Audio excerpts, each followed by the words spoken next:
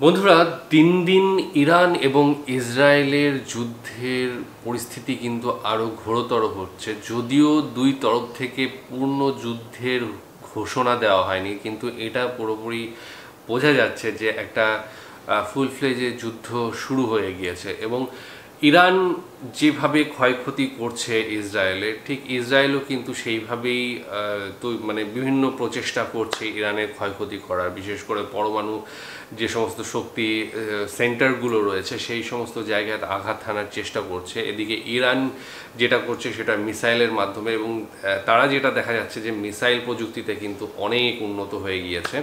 এবং তারা যেহেতু ফাইটার তাদের যে সমস্ত রয়েছে সেগুলো বহু পুরনো, নতুন কোনো জেট বিমান তাদের কাছে আছে বলে আমি শুনিনি। তবে যেটা হচ্ছে, তারা যে মিসাইল, সেই মিসাইলের শক্তি কিন্তু ক্রমবর্ধমানে বাড়িয়ে চলেছে, এবং আগেও যে স্টক ছিল সেটা ইউজ করছে।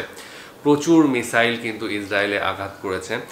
এরপরেও আমরা দেখছি ইসরায়েল বিভিন্ন ওয়েস্টার্ন কান্ট্রি, বিশেষ করে আমেরিকার হাত ধরে চেষ্টা করছে যে ইরানের ক্ষতি সাধন করার। এবং এরই পরিপ্রেক্ষিতে ইরানের যিনি সুপ্রিম লিডার রয়েছেন খামেনি, আয়াতুল্লাহ খামেনি, তিনি একটা ভাষণ দিয়েছেন। এবং সেই ভাষণটা হচ্ছে কোরআনের খামেনি, সেই পুরো ভাষণটা কোরআনের আয়াতেই খামেনি বোঝালেন বিজয় আসছে। এই যে ট্যাগলাইনটা করা হয়েছে ভিডিওটা, সেখানে নিশ্চয়ই কোরআনের কথা রয়েছে যেটা উনি বলছেন। তো সেই ভিডিওটাই দেখব, তার যে হুঙ্কার দেওয়ার যে ভিডিওটা, যেখানে তিনি পুরো সবার সামনে এসে তিনি বক্তৃতা দিয়েছেন। তো সেই ভিডিওটাই দেখব, ডেসক্রিপশন বক্সে লিঙ্ক দিয়ে রাখবো, সেখানে গিয়ে অরিজিনাল ভিডিওটা দেখো, সাথে সাথে চ্যানেলটাকে লাইক, শেয়ার, সাবস্ক্রাইব করে দিও। بسم الله الرحمن الرحيم. مرتبة أولي كما يلام. We do, yeah. Thank you very much, everybody. মার্কিন প্রেসিডেন্ট ডোনাল্ড ট্রাম্পের হুমকির পর বুধবার জাতির উদ্দেশ্যে ভাষণ দিয়েছেন ইরানের সর্বোচ্চ ধর্মীয় নেতা আয়াতুল্লাহ আলী খামেনি। খামেনি বলেছেন, আল্লাহর নামে শুরু করলাম, যিনি পরম করুণাময়, অতি দয়ালু। আমি বীর ইরানি জাতিকে সালাম জানাই। আমি প্রথমেই ইরানের মানুষের প্রশংসা করতে চাই। সম্প্রতি শত্রুরা আমাদের দেশের ওপর যে পরিস্থিতি চাপিয়ে দিয়েছে, তাতে আমাদের প্রিয় জাতি যে আচরণ প্রদর্শন করেছে তা অবশ্যই প্রশংসার দাবিদার। ইরানি জাতি দেখিয়ে দিয়েছে যে তারা সম্মানিত, সাহসী এবং সঠিকভাবে পরিস্থিতি বিশ্লেষণ করতে সক্ষম। গাদিরের দিন যে মহান আন্দোলন জনগণ বিশ্বকে দেখিয়েছে, তা ছিল এক বিশাল আন্দোলন। এই কয়েকদিনে তারা জনসমাবেশ করেছে, মিছিলে অংশ নিয়েছে, জুমার নামাজে তাদের উপস্থিতি, নামাজের পর তাদের মিছিল, এই সবই আমাদের প্রিয় জাতির বুদ্ধিমত্তা, আধ্যাত্মিকতা, সাহস ও পরিস্থিতি বিশ্লেষণের শক্তি প্রদর্শন করেছে। আমি মহান আল্লাহর কাছে শুকরিয়া আদায় করি, যিনি এই ঈমানদার জাতিকে এমন আধ্যাত্মিক পার্থিব সক্ষমতা ও সম্ভাবনা দান করেছেন। আলহামদুলিল্লাহ। এখানে আমি একটি সুন্দর অর্থবহ ইঙ্গিতের প্রতি দৃষ্টি আকর্ষণ করতে চাই, আর তা হল শত্রুর হামলার প্রতিক্রিয়ায় এক নারী টেলিভিশন উপস্থাপিকার মনোমুগ্ধকর আচরণ। তিনি আল্লাহু আকবার বলেছেন এবং পুরো বিশ্বের সামনে ইরানি জাতির শক্তির চিহ্ন উপস্থাপন করেছেন। এটি একটি ঐতিহাসিক ঘটনা ছিল, এটি ছিল অত্যন্ত মূল্যবান। দ্বিতীয় বিষয়টি হল, এই কাজ অর্থাৎ ইহুদি রাষ্ট্রের নির্বোধ দূষিত হামলা আমাদের দেশের ওপর এমন এক সময়ে সংঘটিত হয়েছে যখন আমাদের সরকারি কর্মকর্তারা যুক্তরাষ্ট্রের সাথে পরোক্ষভাবে ও মধ্যস্থতাকারীদের মাধ্যমে আলোচনা চালিয়ে যাচ্ছিলেন। ইরানের পক্ষ থেকে এমন কোনো ইঙ্গিত ছিল না যা সামরিক পদক্ষেপ বা হঠাৎ কঠোর প্রতিক্রিয়া প্রকাশের ইঙ্গিত বহন করে। অবশ্য শুরু থেকেই সন্দেহ ছিল এই মন্দ কাজের পেছনে যুক্তরাষ্ট্র জড়িত। তবে তাদের সাম্প্রতিক বক্তব্যের আলোকে এই সন্দেহ দিনে দিনে আরও প্রবল হচ্ছে।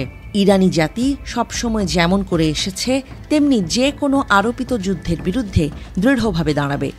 ইরানি জাতি কখনোই কারো চাপের মুখে মাথা নত করে না। আমি বুদ্ধিজীবী, বক্তা ও লেখকদের, বিশেষত যারা বৈশ্বিক জনমতকে প্রভাবিত করেন, তাদের আহ্বান জানাই তারা যেন এসব বিষয়ে তাদের শ্রোতা ও পাঠকদের সামনে ব্যাখ্যা করেন, স্পষ্ট করেন। তারা যেন শত্রুকে প্রতারণামূলক প্রচারণার মাধ্যমে সত্যকে বিকৃত করতে না দেন। জায়নিস্ট শত্রু একটি গুরুতর ভুল করেছে এবং একটি গুরুতর অপরাধ করেছে। তাকে অবশ্যই শাস্তি পেতে হবে এবং সে ইতোমধ্যেই শাস্তি পাচ্ছে। ইরানি জাতি ও আমাদের সশস্ত্র বাহিনী যে শাস্তি প্রদান করেছে, দিচ্ছে এবং ভবিষ্যতের জন্য যে শাস্তির পরিকল্পনা করেছে তা কঠোর শাস্তি, যা ইতোমধ্যে শত্রুদের মধ্যে দুর্বলতা সৃষ্টি করেছে। এর প্রমাণ হচ্ছে তাদের মার্কিন বন্ধুরা এখন প্রকাশ্যে মঞ্চে এসে বিভিন্ন কথা বলছে। এটা এই শত্রু রাষ্ট্রের দুর্বলতা ও অক্ষমতার স্পষ্ট লক্ষণ। সবশেষে যুক্তরাষ্ট্রের প্রেসিডেন্ট সম্প্রতি হুমকির আশ্রয় নিয়েছেন। তিনি আমাদের হুমকি দিচ্ছেন। শুধু হুমকি নয়, বরং তিনি এমন অযৌক্তিক ও অগ্রহণযোগ্য ভাষা ব্যবহার করছেন যাতে প্রকাশ পাচ্ছে যে তিনি চান ইরানি জাতি তার কাছে আত্মসমর্পণ করুক। এমন কথা শুনে সত্যিই বিস্মিত হতে হয়। প্রথমত, তারা তাদের হুমকি তাদের উদ্দেশ্য করুক যারা হুমকিতে ভয় পায়। ইরানি জাতি এমন হুমকিতে ভয় পায় না। এরপর খামেনি পবিত্র সূরা আল ইমরানের একটি আয়াত তেলাওয়াত করেন, যার অর্থ হল, তোমরা দুর্বল হও না, দুঃখ করো না, যদি তোমরা বিশ্বাসী হও তবে তোমরাই বিজয়ী হবে। তারপর তিনি বলেন, ইরানি জাতি এই কথায় বিশ্বাস করে এবং হুমকি তাদের আচরণ বা চিন্তায় কোনো প্রভাব ফেলতে পারে না। দ্বিতীয়ত, ইরানি জাতিকে আত্মসমর্পণের কথা বলা বুদ্ধিমানের কাজ নয়। যারা ইরান, ইরানি জাতি এবং ইরানের ইতিহাস জানে, তারা এমন কথা কখনো বলবে না। ইরানি জাতি কিসের কাছে আত্মসমর্পণ করবে? ইরানি জাতি আত্মসমর্পণকারী জাতি নয়। আমরা কাউকে আক্রমণ করিনি এবং অবশ্যই আমরা কাউকে আমাদের উপর আক্রমণ করতে দেব না, এবং আমরা কখনোই কোনো আক্রমণের সামনে আত্মসমর্পণ করব না। এটাই ইরানি জাতির যুক্তি, এটাই ইরানি জাতির আত্মা।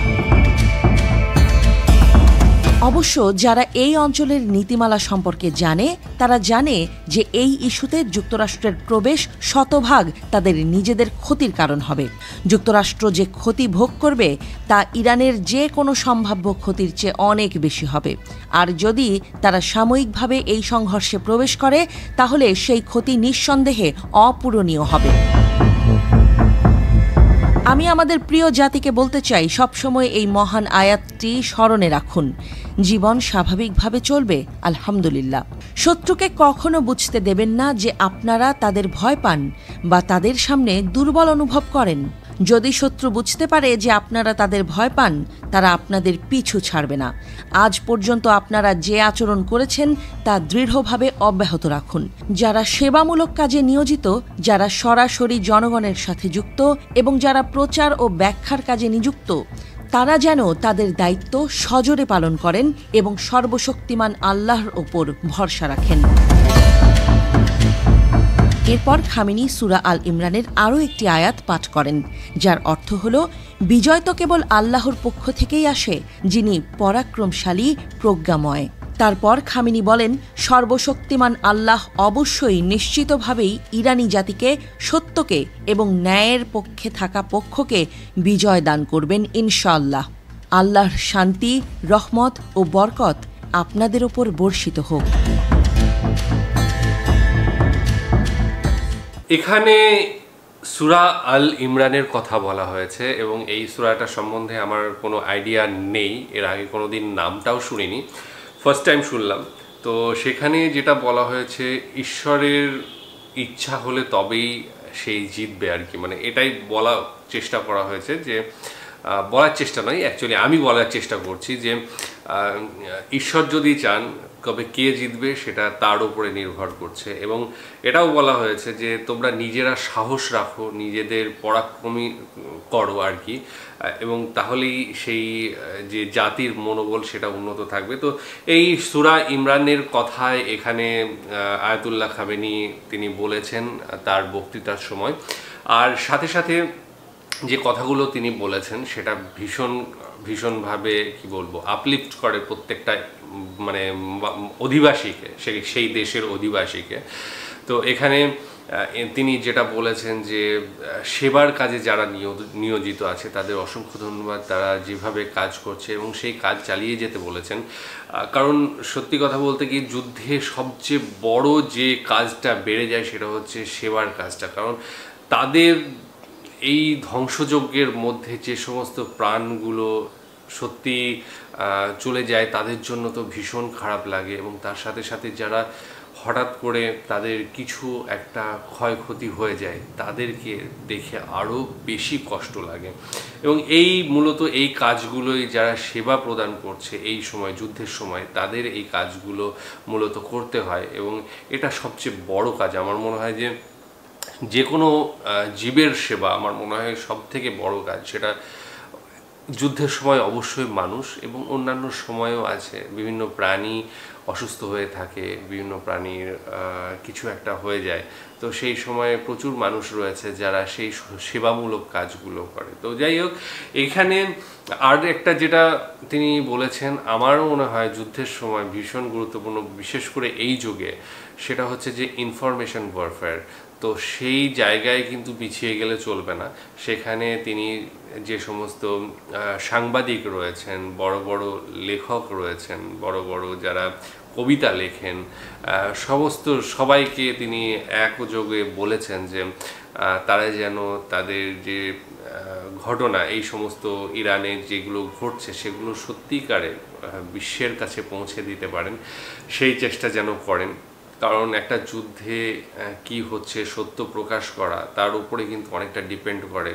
মানে ইরান তো আগে আক্রমণ করেনি, সেটা ইসরায়েল করেছিল, এবং সেই যে প্রতিঘাতটা এখন ইরান দিচ্ছে ইসরায়েলকে, সেটার যে ন্যায্যত আর কি অধিকার রয়েছে ইরানে, সেই বার্তাটা যেন পৌঁছে যায় সারা বিশ্বের কাছে, এবং ইসরায়েল যে সেই ভুলটা করেছে সেটাও যেন প্রতি অক্ষরে অক্ষরে সেই জিনিসগুলো পৌঁছে দিতে পারেন সেখানকার যারা নামি দামি রাইটার রয়েছেন, যারা এই সোশ্যাল মিডিয়ায় রয়েছেন, সবার ক্ষেত্রেই বলেছেন। এবং নিজের জাতির মনোবল সবসময় উঁচু রাখতে বলেছেন তিনি, যেটা কিনা অবশ্যই খুব দরকার। এবং তিনি খুব সুখ্যাতি করেছেন মানুষের, যে এই পরিস্থিতিতে মানুষ কিভাবে সেটাকে হ্যান্ডেল করছে, যে এই যুদ্ধের পরিস্থিতিতে একটা সবসময় সবখানেই একটা ভয়ের উদ্রেক হয়, এবং পালিয়ে যাওয়ার বিভিন্ন রকম এই ধরনের আমরা ঘটনা দেখতে পাই। তো মানুষের মধ্যে একটা হাড়বাড়ি থাকে, তো সেই জিনিসটা যাতে না হয়, এবং সেটা অবশ্যই ইরানে সেটা আমরা দেখতে পাই না। হ্যাঁ, কিছু কিছু জায়গায় যেখানে অ্যাটাক হয়েছে সেই জায়গাগুলোই আমরা কিছুটা দেখতে পাই, বাদবাকি কিন্তু ইরানের মানুষ খুব কম্পোজড, খুব ধীর, খুব শান্ত এবং খুব ইন্টেলিজেন্ট মানুষজন রয়েছেন। তাদের ইতিহাস কিন্তু সেটাই বলে। একদম পুরনো যদি আমি জরোস্ট্রিয়ান যে রয়েছে সেই সময় থেকে যদি শুরু করি, বা তারও পিছন থেকে শুরু করি, মানুষ কিন্তু ভীষণ কম্পোজড সেখানকার, এবং এখনও পর্যন্ত তারা সেই তাদের কালচার, কৃষ্টি সেটা ধরে রেখেছেন। এবং এইখানে মূলত যে ইসরায়েল আঘাতটা হানছে, আমরা দেখতে পাচ্ছি আস্তে আস্তে আমেরিকা নিজেকে ইনভলভ করার চেষ্টা করছে। এবং এই আমেরিকার আমার খুব গুরুত্বপূর্ণ কেউ লাগে না, বিশেষ করে ট্রাম্পের কথা আমি যদি বলি। ট্রাম্পের যে সমস্ত ডিসিশনগুলো সত্যি আমার দিক থেকে আমার মনে হয় যে কোনো গুরুত্ব বহন করে না। আজকেই বলছে, কালকে ওই বলছে। আর বিশেষ করে সে একটু আমার মনে হয় যেন ভীতু টাইপের ট্রাম্প, ঠিক আছে, অন্যান্য যে সমস্ত আমেরিকার রাষ্ট্রপ্রধান রয়েছে তাদের থেকে ভীতু, কারণ সে সরাসরি যুদ্ধে যেতে চায় না, এবং এই যে সময়ের পর সময় অতিবাহিত হচ্ছে সেটা সে না করাতে পারছে, একটা যুদ্ধের মধ্যস্থতা করতে পারছে না, সে পুরোপুরি কিছু খোলাখুলি বলছে। এগুলো একটা দোনোমনো ব্যাপার তার মধ্যে সব সময় কাজ করে, করব কি করব না, বা করলেও পরক্ষণেই সেটা ভুল হয়েছে বলে আবার ঠিক করা, এই জিনিসগুলো তার মধ্যে দেখে। মানে একটা কি বলবো, অস্থির বাচ্চা যেরকম হয় সেই ধরনের একটা ডিসিশন তার মধ্যে সব সময় কাজ করে, যার ফলে আমার বিশ্বাসটা হয় না সে কত দূর কী করতে পারবে। হয়তো দেখা গেল যে যেটা হচ্ছে যে ইরানকে অ্যাটাক করার জন্য আমেরিকা চেষ্টা করছে, যেটুকু আমি এখনো পর্যন্ত খবর পাচ্ছি। তো হয়তো অ্যাটাক করেও দিল, হয়তো দুদিন পরে দেখা গেল যে ট্রাম্প আবার পোল্টি খেয়েছে এবং সব গুটিয়ে নিয়ে আসছে। হয়তো দু একটা ইরান সেই অ্যাটাক প্রতিহত করেছে, F-35 হয়তো নামিয়ে দিয়েছে, তারপরেই দেখা গেলো তার ডিসিশন কিন্তু চেঞ্জ হয়ে যাবে। তো এই সমস্ত দিকগুলো দেখে আমেরিকার প্রতি বিশ্বাস কিন্তু মানুষের আস্তে আস্তে সারা বিশ্বের উঠে যাচ্ছে। একটা যে একক ক্ষমতা, সেই ক্ষমতা কিন্তু তার হাত থেকে আস্তে আস্তে পিছলে যাচ্ছে, সেটা আমরা দেখতে পাচ্ছি। আমরা হয়তো আর 50-60 বছরের মধ্যে, আমরা 50-60 না তারও কমের মধ্যে দেখবো হয়তো বা যে একক শক্তি হিসেবে আমেরিকা যেটা ছিল সেটা আর নেই, এবং সেখানে অনেকগুলো শক্তি দাঁড়িয়ে পড়েছে। যাই হোক, ভীষণ গুরুত্বপূর্ণ তিনি যে খামেনি বক্তৃতা দিয়েছেন সেটা আমরা শুনলাম। আশা করি তোমরাও আগেই শুনে নিয়েছো এবং তোমাদের মতামত অবশ্যই বিভিন্ন জায়গায় তোমরা জানিয়েছো, এখানেও জানাতে পারো। আর ভিডিওটা কেমন লাগলো জানিও। আজকের মতো এখানেই শেষ করছি, আগামী দিন আবার আসছি অন্য কিছু নিয়ে। ততক্ষণের জন্য স্টে টিউনড।